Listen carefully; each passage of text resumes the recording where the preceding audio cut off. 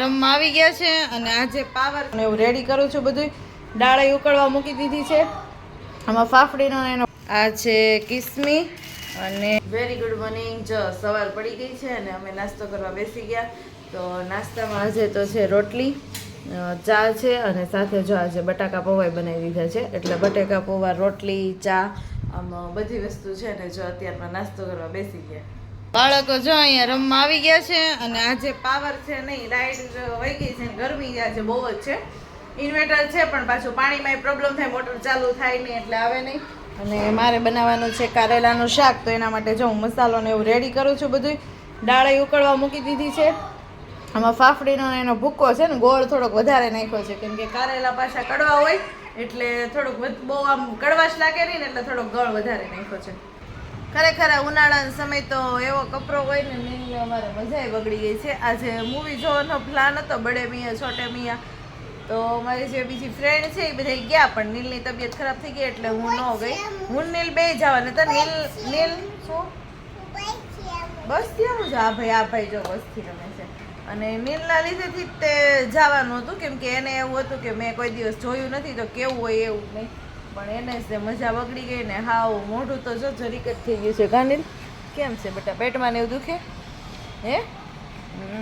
કઈ ખાતો પીતોય નથી અને પેટમાં દુખે કરે એમ. તો મેં દવા તો લીધી છે પણ ઉલટી ને એવું થયું એટલે થોડીક અશક્તિ જેવું થઈ ગયું છે. હવે આ ગરમી સિઝનમાં ખરેખર બાળકો બહુ બીમાર પડે એટલે પાછળ આપણને આમ એટલી ઉપાધિ થાય કે એક જલ્દી બાળક સાજું થઈ જાય. તો સાંજના 7 વાગી ગયા છે ને હું જો દીવાબત્તી કરીશ ભગવાનને અને પછી રસોઈ શરૂ કરી દઈશ.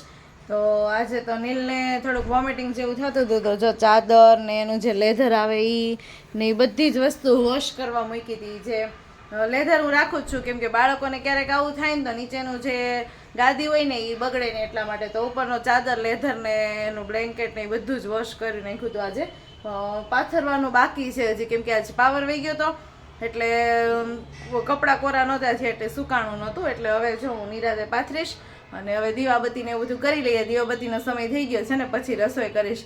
હવે જોઈએ શું બનાવવું છે. સરગવાનું શાક બનાવવાનો વિચાર છે, નીલ માટે ખીચડી બનાવવાનો વિચાર છે. હવે જોઈએ ખાય તો. અને બપોરના થોડાક દાળ ભાત પડ્યા છે એ હવે પપ્પા ખાઈ લેશે. એટલે હવે એટલી વસ્તુ બનાવવાનો વિચાર છે ને. ગરમી બહુ છે ને એટલે આમ રસોડામાં તેમ થાય કે જવું જ નથી. એમાં રોટલી કરી લઈને તો તમે વાત જાઓ છો, બહુ પરસે આમ નીતરી જાય. આપણે ખરેખર લેડીઝને ખબર હશે રોટલી કરવી એટલે આમ કેવું થઈ જાય અંદરથી. અહીંયા શાકભાજી, નાસ્તો અને બધું આવી ગયું છે. જો આમાં બિસ્કિટ છે, એમાં એક પેલું છે હાઈડ એન્ડ સીક છે, પછી છે આ છે કિસમી અને આ છે ટાઈગર. મમ્મીને ખ્યાલ નહીં હોય પણ આ બિસ્કિટ તો કોઈ નથી ખાતું, કેમ કે એલચી ફ્લેવર આવે. હા આ લખ્યું જો દાલચીની કિનામોમ, એટલે કે કિનામોમ એટલે એલચી ફ્લેવર થાય. સિનામોમ એલચી ફ્લેવર ને તજ ફ્લેવર આવે ને એટલે આ બિસ્કિટ છે ને એ બહુ નથી ભાવતા.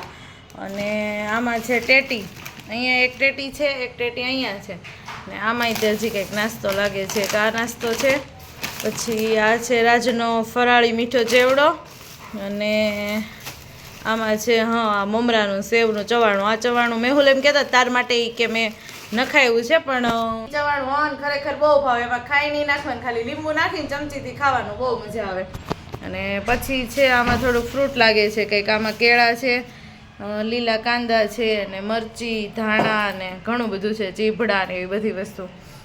શાકભાજી લેવા મમ્મી ગયા હતા તો એ આટલી વસ્તુ જો લેતા આવ્યા છે. અહીંયા બિસ્કિટ ને એવું તો બાળકો આવે ને પહેલાં છે ને મૂકી દઈ, નહીં તો આવશે ને એટલે એ રોટલી નહીં ખાય. પણ આવી વસ્તુ જ પહેલાં પકડશે. ભાડે એટલે પછી પૂરું.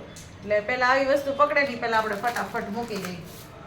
ને કેળાય તે જો સરસ છે, નાની લૂમ, નાના નાના. એટલે એક એક દેવું હોય ને છોકરાઓને તોય સારું પડે, બગાડે નહીં અને એક આખું પૂરું કરી દે આરામથી.